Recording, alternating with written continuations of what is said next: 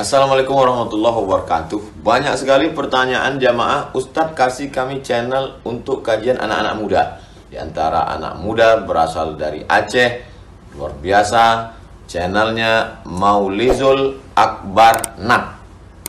Tonton, subscribe, like, share, komen. Assalamualaikum warahmatullahi wabarakatuh.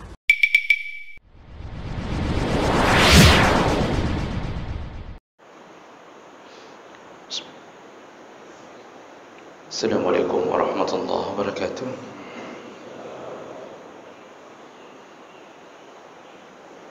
Alhamdulillahi rabbil alamin.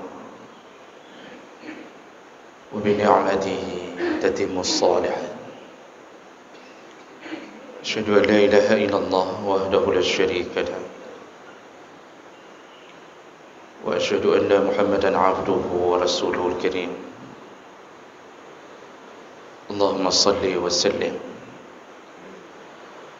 على نبينا وسيدنا المصطفى محمد وعلى آله وأصحابه أجمعين. أما بعد، رب اشرح لي صدري ويسر لي أمري واحلل عقدة من لساني يفقهوا قولي. Segala puji bagi Allah, kemudian salawat dan salam pada Rasulullah, pada keluarga dan seluruh sahabat-sahabatnya yang Allah muliakan insyaAllah. Bapak-bapak, ibu-ibu, seluruh pengurus masjid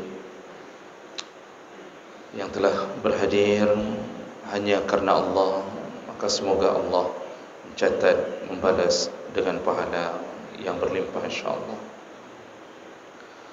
Bapak ibu yang Allah muliakan, alhamdulillah kita masih diizinkan Allah untuk bertemu kembali setelah menikmati salah satu nikmat terbesar, yaitu dihadirkannya Ramadan.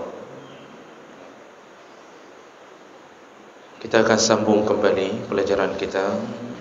Di pertemuan kita yang terakhir, kita sudah membahas tentang pahala-pahala yang didapatkan oleh orang-orang yang menjaga salat 5 waktu. Dan hadis-hadis terakhir yang kita bacakan berkenaan tentang pahala yang begitu besar diberikan Allah bagi yang menjaga salat subuh dan salat asar. Barang siapa yang menjaga kedua salat itu istiqamah sampai meninggal dunia, apalagi dilakukan dengan cara berjamaah, maka banyak jaminan Allah bahwa bagi dirinya akan mendapatkan surga. Hari ini hari kita beramal, dan kita tak pernah bisa melihat pahalanya. Tapi nanti kita akan mendapatkan pahala, tapi tidak pernah bisa lagi beramal. Maka manfaatkanlah waktu ketika diberi kesempatan beramal. Baik, kita lanjutkan. Berikutnya kita akan masuk ke dalam bab sawabus salat fi awwali waqtiha. Pahala-pahala yang diberikan Allah kepada mereka yang menjaga salat di awal waktu. Jadi kemarin kita sudah bahas yang menjaga salatnya. Sekarang kelebihan atau pahala yang Allah berikan kepada yang melakukan salat di awal waktu.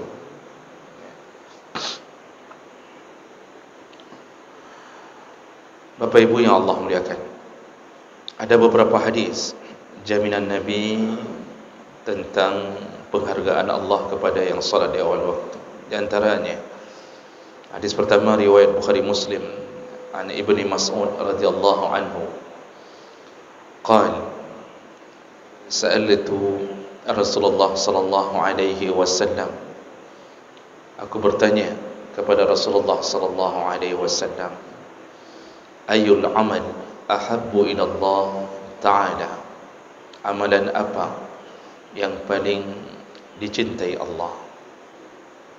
Rasulullah menjawab, as-salatu ala waqtiha, iaitu salat ketika sudah datang waktunya. Kemudian dalam hadis yang kedua, riwayat Abu Dawud dan Tirmizi dari Ummu Farwah, qalat, su'ila Nabi sallallahu alaihi wasallam, Rasulullah ditanya, ayul a'mal afdal, ya Rasulullah, amalan apa yang paling afdal? Qala, Rasulullah menjawab, as-salatu ala waqtiha, salat ketika datang waktunya.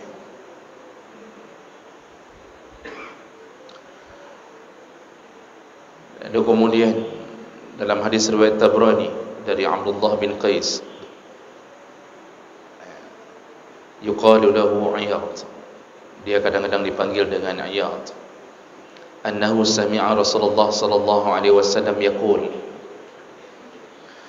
Rasulullah berkata, alaikum bizikri rabbikum azza wa jalla wa sallu salatakum fi awwali waqtikum. Kalian, kata Nabi, hendaknya selalu mengingat Tuhan kalian.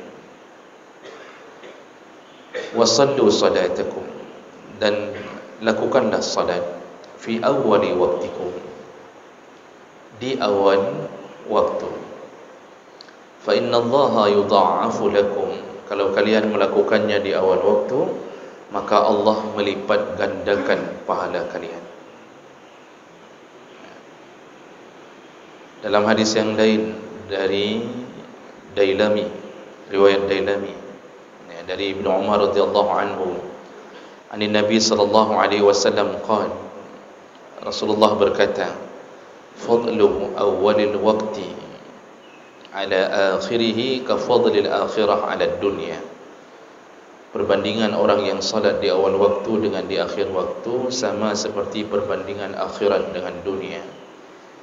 Namun ini catatannya, hadis ini banyak yang mengatakan dhaif, lemah. Tapi hadis lemah tidak mengapa untuk dibicarakan dalam urusan-urusan fadail amal, atau bicara tentang fadilah amal.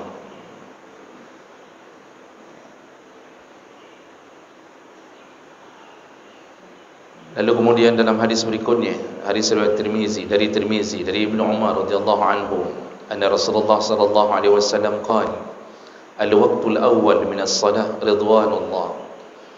Waktu yang pertama, artinya salat di awal waktu, itu ridwanullah, dia akan mendapat ridha Allah. Itu waktu yang paling diridai. Wal akhir afwullah, sedangkan salat di waktu yang akhir afwullah, artinya dimaafkan. Jadi ini semua di antara hadis-hadis yang menjelaskan tentang kelebihan pahala orang yang salat di awal waktu. Ada beberapa hadis lagi Pak, tapi tidak kita bacakan semuanya, nanti kita lihat waktunya. Bapak Ibu yang Allah muliakan, dari banyaknya hadis yang membicarakan itu menunjukkan apa? Bahawa ada perhatian Allah sebagai pencipta dan Nabi sebagai utusannya kepada orang-orang yang selalu melaksanakan salat di awal waktu. Jadi salat ini itu sudah ditentukan waktunya oleh Allah Subhanahu wa taala. Allah mengatakan, innas salata kanat 'alal mu'minina kitaban mawquta. Salat itu telah ditentukan waktunya oleh Allah di waktunya masing-masing. Bagaimana cara Allah memberitahu Nabi tentang awal waktu dan akhir waktu? Itu ada hadis yang panjang Bapak Ibu. Salat yang pertama sekali diajarkan oleh Jibril dengan turunnya Jibril adalah salat zuhur. Dalam hadis disebutkan. Jadi caranya Jibril memberitahu waktunya. Jibril turun di awal waktu zuhur. lalu membangunkan Nabi SAW dan mengatakan, Muhammad, bangunlah, berwuduklah, inilah waktu salat zuhur. Nah, kemudian Jibril salat bersama Nabi, lalu kemudian Jibril pergi, menghilang. Ketika datang waktu asar di hari yang sama, Jibril datang lagi, lalu diingatkan lagi ke Nabi, Muhammad, bangunlah, wuduklah, sudah datang awal waktu asar. Jadi salat lagi bersama Jibril. Ini hadisnya panjang. Maghrib juga begitu, Aisyah begitu, subuh begitu. Nah, itu pertama sekali yang diajarkan oleh Jibril, yang awal-awal waktu. Lalu kemudian keesokan harinya Jibril turun lagi. Sekali ini turunnya di akhir waktu. Turunnya di akhir waktu menjelang awal salat asar. Nah, di situ Jibril mengingatkan Muhammad, bangunlah, siap-siaplah, inilah akhir waktu zuhur. Nah, kemudian nanti turun lagi di akhir waktu asar. Terus mengajarkan begitu sampai Nabi faham inilah waktu-waktu salat. Nah, itu dalam riwayat disebutkan begitu. Maka yang mengajarkan waktu salat adalah Allah Subhanahu wa taala melalui Jibril alaihi salam. Oleh kerana itu, jemaah mulakan Allah, setelah Allah tentukan waktu, maka Allah kemudian memberi penghargaan, memberi sebuah apresiasi bagi mereka yang betul-betul menjaga waktu salat. Di antara semua waktu salat, yang paling utama adalah awal waktu, kecuali dua salat. Bapak Ibu, semua salat awal waktu paling baik. Semua salat. Ini maksudnya salat yang wajib. Kecuali yang diberikan alternatif atau diberikan pilihan, itu di dua waktu salat. Yang pertama, waktu zuhur ketika panas sangat tinggi. Jadi ini berdasarkan hadis. Dulu Masjid Nabi itu atapnya apa? Itu hanya ditutup sekedarnya saja dengan batang-batang kurma, dengan pelepah-pelepah kurma. Nah, pada suatu waktu karena panasnya luar biasa sampai tembus ke dalam masjid, Nabi SAW setelah menyuruh azan, lalu beliau mengatakan kepada para sahabat, kita tunggu sampai matahari bergeser.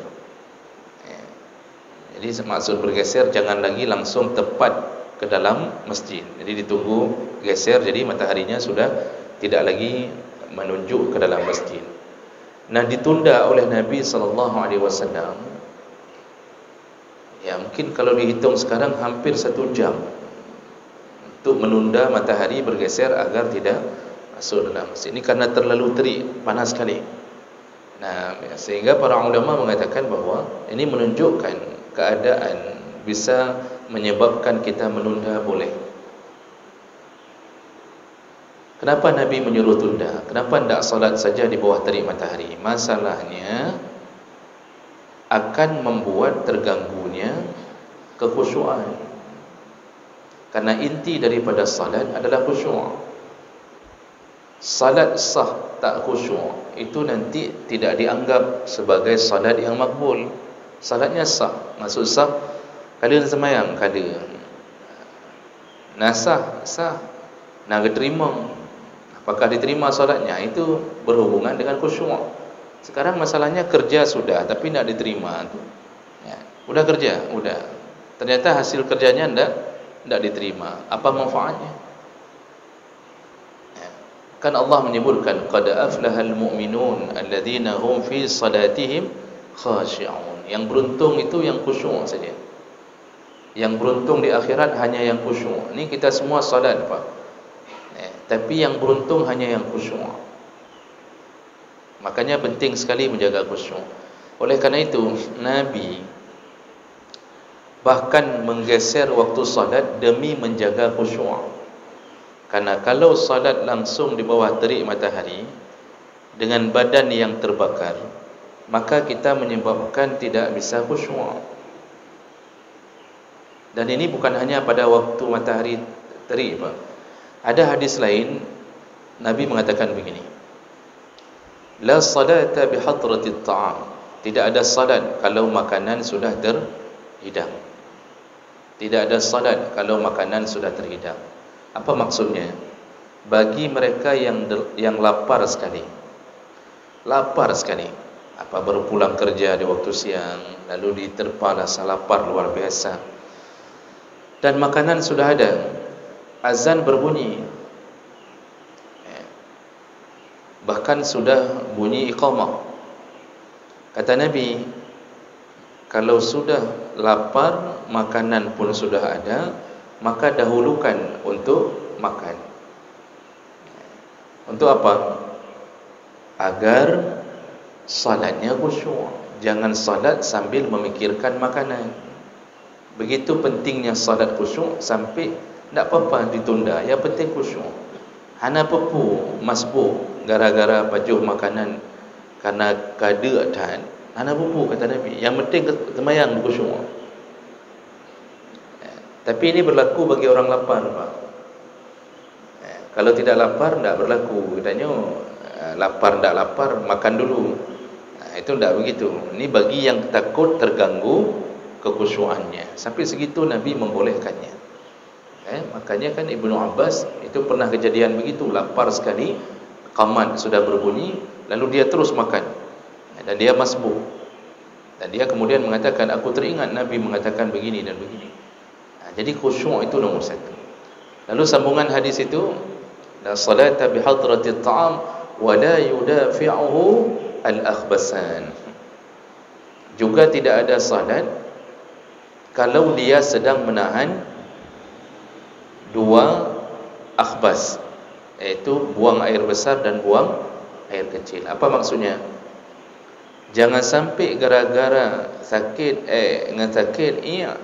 gara-garanya sembahyang hana khusyuk. Jadi solusinya, walaupun sudah qamat, kalau tiba-tiba sakit perut, buang hajatnya dulu, buang. Tidak mengapa masbuk, tidak mengapa tersisa hanya satu rakaat. Yang penting solatnya khusyuk. Jangan tahan-tahan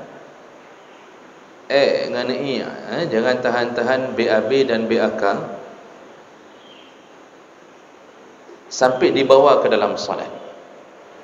Saya pernah mengatakan, lebih bagus dalam WC memikirkan solat daripada dalam solat memikirkan WC. Yang bergagal, Pak, ya. Lebih bagus dalam WC memikirkan solat.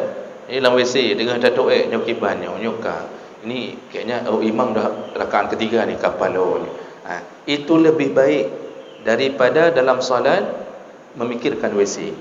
Dari rakaat pertamanya badan dia sudah naik-naik, Pak, untuk menutup pintu dubur ke mana-mana ke karadui karadibin. Itu tak ada manfaat solat begitu. Ikabah ujung, kencing sudah di ujung, itu tak ada manfaat. Makanya buang hajat, asal kata buang hajat, demi supaya solat itu tenang, khusyuk.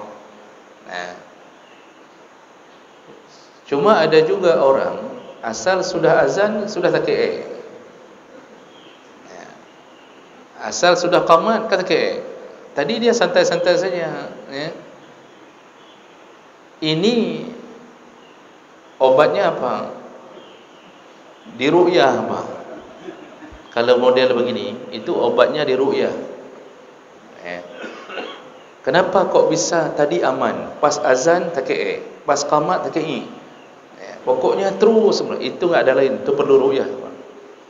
Ini akan kena jin, itu jinnya sudah menyelimutinya. Jadi salat duhur digeser oleh Nabi demi menjaga kekhusyuan. Tapi itu kan dulu. Sekarang kita, Masya Allah, masjid model begini, matahari terik-terik lah, tapi tidak mengganggu masjid, AC, kipas angin. Jadi jangan sampai begitu panas sekali di luar, lalu imam mengatakan kita tunda dulu, panas sekali di luar. Apa hubungannya ke dalam? Dulu berhubungan dengan ke dalam. Sekarang tak ada lagi, maka lakukanlah salat tetap di awal waktu. Ini yang model yang pernah ada riwayat Nabi menggeser dari awal waktu. Yang kedua, yang menjadi salat yang boleh dipilih adalah salat Isya. Salat Isya itu ada dua waktu yang afdal, waktu awal dan waktu akhir. Kalau waktu awal memakai hadis-hadis yang umum ini, Pak, seluruh waktu paling bagus awal waktu. Namun pernah Nabi tidak keluar dari rumahnya untuk melakukan salat Isya di awal waktu. Jadi sahabat sudah datang. Sudah datang menunggu Nabi di masjid. Terus tunggu, Nabi tak keluar-keluar. Cuma sahabat tak pulang-pulang karena belum salat Isya, dan mereka tak berani melakukan salat Isya berjamaah tanpa Nabi. Dan tak boleh ada yang menjadi imam di saat itu, di saat Nabi masih hidup, kecuali diizinkan Nabi. Jadi sahabat nak pulang. Itu imannya sahabat. Yang penting kita tunggu Nabi. Kapan keluar, keluarlah. Tunggu di masjid ni, kayak ini tunggu. Sedangkan rumah Nabi kan di samping mihrab, samping mihrab. Nabi tak keluar. Kalau kita sekarang, kalau posisi begitu gimana? Pilihan dua, minum kada pedang kerau kan? Nanti dia, kalau sesama kita, imam dah datang, kata kita kada ngaju, buka prehimum, kada ngaju. Itu yang pertama. Dan itu boleh-boleh saja, karena imam bukan lagi Nabi, dan imam boleh diganti. Yang kedua pilihannya, kalau satu orang pun di antara makmum tak ada yang bisa jadi imam, pemain judi online semua. Tapi tak mungkin lah, biasanya pemain judi online tak salat. Maka tentu pilihan kedua, orang-orang akan mengatakan ta'awa dia, kata semayang kerau masing-masing, misalnya begitu kan. Dulu di masa hidup Nabi mereka tak berani. Akhirnya mereka tunggunya berjam-jam, sampai ada yang sudah tertidur di masjid. Jadi sudah tertidur sambil menunggu Nabi, tertidur. Makanya tidur di masjid itu enggak dilarang. Makanya saya tidak larang. Yang tidur-tidur saya tidak larang. Itu silakan lanjutkan. Karena bahagian tidur di masjid dari rojih karena berkatanya. Ali bin Abi Thalib kalau ribut sama istrinya pun tidur di masjid. Tidur di masjid. Dan biasanya kita tidur di masjid itu waktu i'tikaf, itu boleh, waktu pengajian boleh. Nanti begitu kita tutup, sudah kita selesaikan pengajian hari ini, terbelut mandum Pak, terbelut mandum. Itu memang begitu Pak, dan tak perlu dijadikan sebagai beban. Kenapa? Kenapa kita bisa tertidur waktu pengajian? Karena syaitan tak mahu kita berpahala. Syaitan tak mahu kita mendapatkan kesempurnaan. Maka itu bukan kesengajaan kita, memang usaha syaitan. Syaitan kan mengusahakan kita ini tidak sempurna beramal di saat kita melakukan kebaikan. Makanya coba lihat Pak, kalau pekerjaan maksiat itu tidak tertidur Pak, semangat. Jangankan maksiat, melakukan pekerjaan mubah pun yang tidak berpahala itu tidak tertidur-tidur. Jadi dulu sahabat tidur menunggu Nabi. Nabi bangun sepertiga malam, baru Nabi keluar. Lalu Nabi membangunkan sahabat, bangun, kata Nabi, kita salat Isya. Lalu di dalam hadis itu disebutkan, inilah waktu terbaik untuk melakukan salat Isya. Makanya salat Isya itu ada dua waktu, awal waktu dan akhir waktu. Namun ini jangan dicoba-coba bagi kita yang tak terbiasa melakukan ini. Jangan dicoba. Kalau terbiasa bangun jam 3 boleh. Kalau tak terbiasa jangan. Jadi mau coba-coba, kata kita kepada isteri, nyo malamnya kena cok wate Isya yang akhir wate. Apa? Nyo kocok malam. Nyo kata isteri, "Jut, ana buku." Isteri. Kapega dong, bangunkan saya jam 3. Okey. Ternyata dua-duanya bangun jam 3 siang besok hari.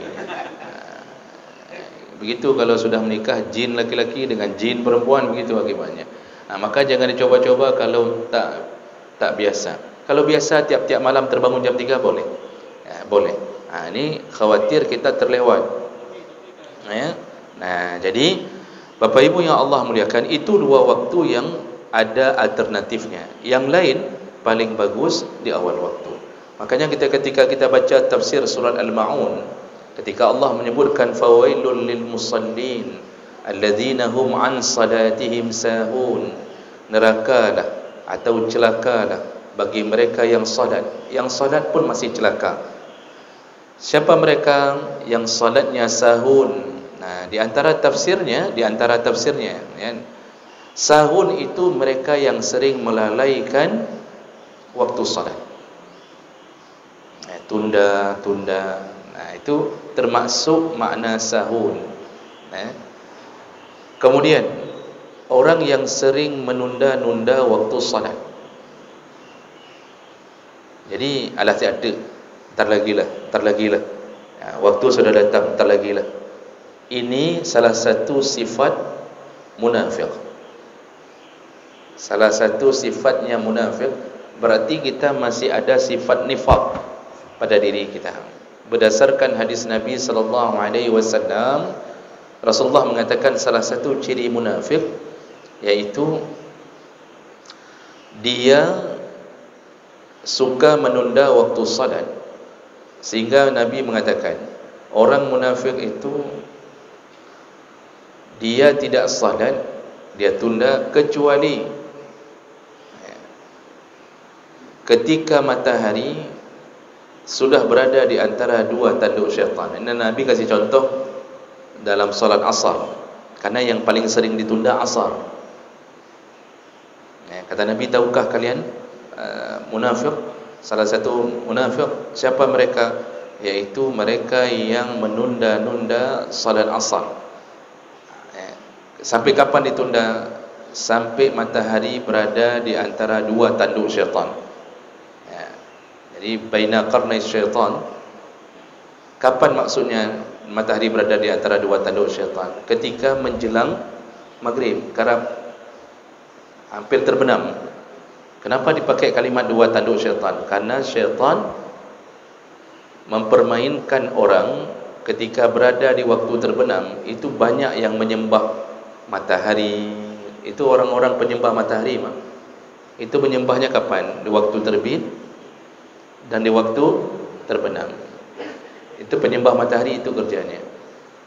Kami waktu naik ke Bukit Tursina, ketika kami naik ke Bukit Tursina di Sinai, di Mesir bahagian selatan, itu sampai di sana, jadi berangkat jam 2 malam, sampai di atas Bukit Tursina, tempat Nabi Musa menerima wahyu, menjelang salat subuh. Dari pukul 2, pukul setengah 6 sampai ke puncak bukit. Itu dulu. Kalau sekarang tak sampai-sampai. Seandainya sekarang pergi, ini tak sampai-sampai lagi, Pak. Itu dulu waktu masih langsing, masih kuat, masih langsing. Kalau sekarang disuruh ulang, Pak, dari pukul 2, pilihannya tak sampai-sampai atau masuk koran, meninggal di tengah jalan mungkin. Dan apa yang kami saksikan, jadi kami salat subuh, ternyata di sana juga dikunjungi oleh agama lain, termasuk yang kami lihat, Pak, orang-orang Jepang. Orang Jepang salah satu tempat wisatanya ke sana. Kenapa? Karena dari Bukit Tursina itu, ini kan di atas bukit, di atas gunung, Pak. Itu pemandangan di bawah itu bukit-bukit kecil. Itu matahari keluar langsung di depan mata. Matahari terbit tu langsung di depan mata. Jadi ketika itu kami saksikan orang-orang Jepang, mereka kan penyembah matahari itu. Salah satu agama budayanya adalah Shinto, penyembah matahari. Mereka sujud. Jadi pas matahari keluar tu mereka sujud. Dan ternyata para penyembah matahari itu memang dari dulu Zoroaster itu, termasuk agamanya Balqis, itu menunggu kapan awal terbit, kemudian menunggu kapan terbenam. Makanya Nabi mengatakan terbenam matahari berada di antara dua tanduk syaitan, karena syaitan mengelabui orang untuk menyembah matahari ketika terbenam. Yang kedua, maksudnya syaitan mulai aktif bergerak itu di waktu mulai terbenam matahari. Kekuatan syaitan dimulai dari mulai terbenamnya matahari. Dan yang ketiga, menunjukkan syaitan itu punya tanduk. Syaitan itu punya tanduk. Jadi jemaah melakukan Allah Subhanahu Wa Taala, Nabi menyebutkan di antara ciri-ciri munafik adalah dia menunda-nunda, terus tunda sampai matahari mau terbenam, baru dia berlari, berwuduk dengan tergesa-gesa, lalu dia salat 4 rakaat dan dia tak mengingat Allah di dalam salatnya.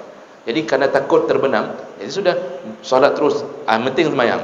Begitu sifat munafik, salah satu cirinya adalah suka menunda-nunda waktu salat. Maka hati-hati Pak.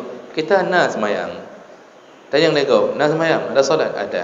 Tetapi kita sering salatnya di akhir waktu, duduk zuhur, duduk sudah jam 3, oh mak kapok lego, tak sembahyang leh. Hati-hati, karena munafik salah satu yang menyebabkan terbukanya pintu neraka. Walaupun ujungnya masuk surga, tapi transit dulu di dalam neraka. Salah satu cirinya adalah suka menunda-nunda waktu salat. Maka oleh kerana itu, berdasarkan hadis-hadis tadi Pak, yang paling bagus itu, paling dicintai Allah, paling afdal, ya, mereka yang melakukan salat di awal waktu. Jadi kalau kita ini insya-Allah zuhur datang ketika azan berbunyi. Ya, jadi kalau masa Nabi kan sudah ada sebelum azan. Nabi itu dengan sahabat nunggu. Sekarang azan kita baru ada, tapi itu tak apa-apa, karena tujuan azan kan manggil. Tujuan azan manggil. Maka kalau sudah panggil, tunggu. Ya, kalau sudah panggil, tunggu. Jadi jangan habis panggil berangkat. Azan, kita begitu dengar azan, kita siap-siap. Ada yang bangun subuh, ya, siap-siap cuci muka dulu, macam-macam. Kemudian kita melakukan qabliyah. Qabliyah itu paling bagus di rumah, bagi yang dekat dengan masjid. Paling bagus di rumah. Otomatis kan perlu waktu juga untuk salat qabliyah. Baru kita selesai wudu, belum qabliyah pun sudah qamat. Nyan kasalah ya.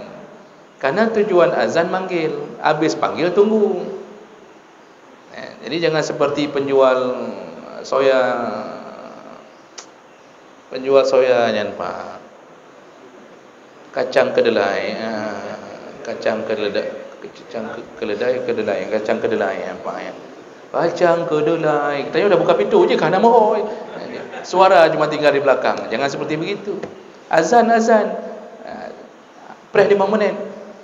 5 menit langsung qamat. Sedangkan orang baru wudu, baru pakai kain sarung, ada yang merencanakan salat qabliyah di rumah dulu, karena itu yang paling afdal. Gara-gara pihak masjid kadang-kadang tidak faham bahawa itu untuk menunggu, akhirnya tapi hanya merempok di awal waktu gitu. Sampai masbuk. Nah, ini hal ini perlu diperhatikan, terutama waktu yang orang perlu persiapan panjang. Subuh. Ya, subuh itu paling kurang 15 menit kasih waktu untuk orang sadar. Biar semua bisa melakukannya di awal waktu. 15 menit Pak paling kurang subuh. Karena orang kan Pak, waktu azan itu ada yang baru dibangunin sama istrinya. Hai bang, nak bedah. Kai bang. Waktu bedah itu apakah kita langsung kamar mandi Pak? Pana dah, kita kan cari tahu dulu mana istri kita, mana istri orang ni. Kafaunya. Kita kucek-kucek dulu mata kita. Kemudian kita duduk sebentar menenangkan diri, kan? Baru kita wudu. Habis wudu kita perlu persiapan lagi, apalagi yang rumahnya agak jauh. Makanya baik bagahkan, karena tidak ada sunnahnya untuk habis azan langsung qamat, tidak ada sunnahnya. Dia disesuaikan dengan kondisi. Kenapa? Menunggu jamaah agar bisa salat bersama itu lebih utama daripada mempercepat salat. Terutama di waktu-waktu yang memang orang butuh waktu. Bapak yang pernah pergi umrah, berapa lama waktu subuh antara azan dan iqamat? Nah, yang tanda Pak, setengah jam. Kenapa sampai setengah jam menunggu antara azan dengan iqamah? Karena orang baru turun dari hotel, belum lagi mencari saf berdesak-desakan, setengah jam. Kalau kita salat di Masjidil Haram, Masjid Nabawi, itu kadang-kadang kita udah nunggu setengah jam sampai kita tanya, "Najadeh semayang?" Najadeh semayang kan? Bagi yang tak faham sampai nanya, "Pak, jadi nak solat ni?" Nah, begitu keadaan seseorang agar bisa salat di awal waktu.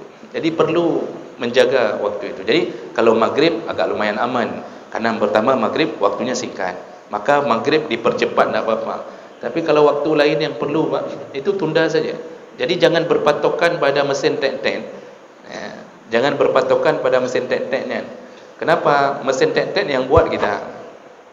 Kalau kita lihatnya perlu tamak, ya. Karena kan sayang urang le masbuk. Ini panjangkan saja waktunya. Oh, seandainya sudah berbunyi tek-tek. Bunyinya kan tek-tek Pak itu. Sudah berbunyi tek-tek. Jamaah belum datang. Masih ada cuma 2 orang. Maka Tengku Imam berhak untuk mengatakan kepada muazzin, "Jangan qamat dulu, tunggu. Kita tunggu." Karena sebenarnya yang mengatur antara qamat, antara azan dan iqamat siapa sebenarnya? Tengku Imam, bukan mesin. Tengku Imam.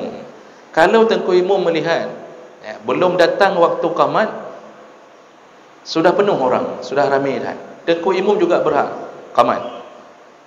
Kata muazzin, "Tapi kalau muatik qamat," kata Tengku Imam. "Tapi ku pecat ke kedepura ke anjing."